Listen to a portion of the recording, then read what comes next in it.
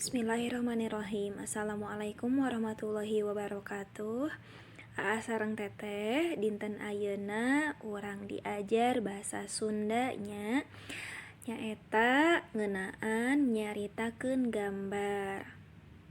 Sateu acan ngawitan diajar, mangga urang sasarengan heula ngadua basmalah. Bismillahirrohmanirrohim.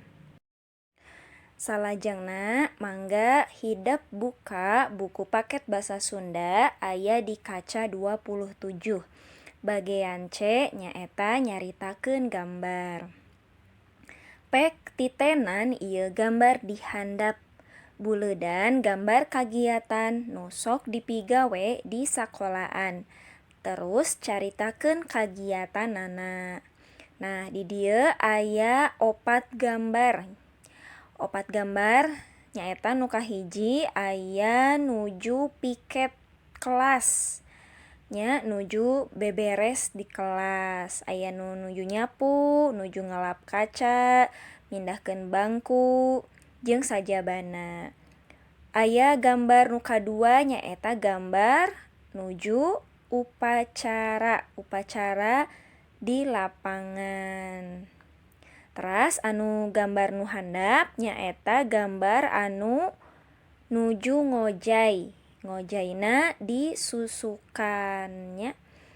Teras gambar nu terakhir aya gambar anu nuju mandi, nuju ibak pagi-pagi bade ka sakola nya. Tah ku Aa sareng teteh pancena nyaeta di buleudan gambarna kagiatan nu sok dipigawe di sakolaan. Nah, emutnya sareng teteh kagiatan nu sok dipigawe di sakolaan. Nu di sakolaan hungkulnya sareng teteh mangga di buleudan gambarna. Teras caritakeun kagiatanana. Nyaritakeun kagiatanana cekap ku hiji kalimah. Hiji gambar ku hiji kalimah ya.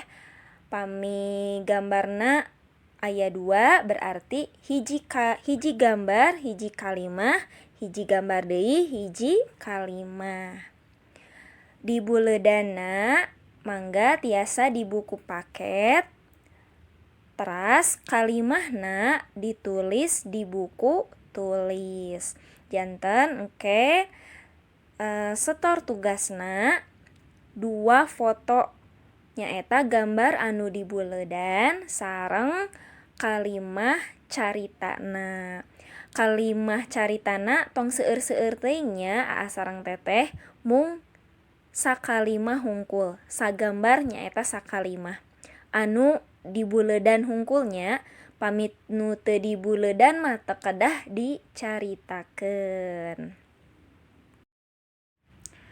Nah, penjelasanna mangga tiasa ditinggal deui di tulisan ieu nya sareng teteh. Janten tugasna aya 2, nu hiji dikerjakeun di buku paket, anu hiji deui dikerjakeun di buku tulis. Dipotokeun teras dikintun ka guru basa Sunda masing-masing. Dupi dieu wae materi ti Ibu, pancen ti Ibu, hapunten bilih aya kalepatan. Billahi taufiq wal hidayah. Wassalamualaikum warahmatullahi wabarakatuh.